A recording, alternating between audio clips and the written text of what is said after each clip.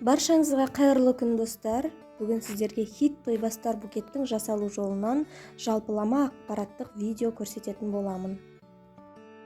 Алдымен қажет заттарымыздың барлығын жұмыс үстелімізге қойып дайындап аламыз. Егер сіздердің кепкен жемістеріңіз тым үлкен болатын болса, оларды кесіп пайдалануға болады. Мен бұл жерде ананас, киви, папайя, цукаты, чупа-чупс, пастила және курага, яғни өрікті пайдаландым.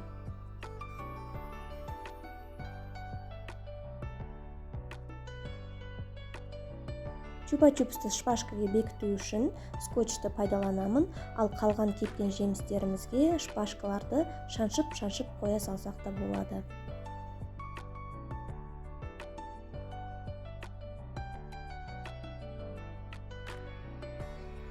Одан ары қарай тек қана бізге букет сияқты әрбір кепкен жемістерімізді орналастырып орау ғана қалады. Егер сіздерге осы букеттің жасалу жолының нақты түсіндірілген видеосы, әрбір букетке қанша зат пайдалану керек, упаковканы қалай дұрыс орау керек, және упаковканы ораудың екі түрлі жолы, бағасын шығару, есептеу жолдары, өзіңіз минусқа кетіп қалмайтындай дұрыстап сату жолдарын білгіңіз келсе, онда менің ақылы мастер-классыма қатыссаңыздар болады.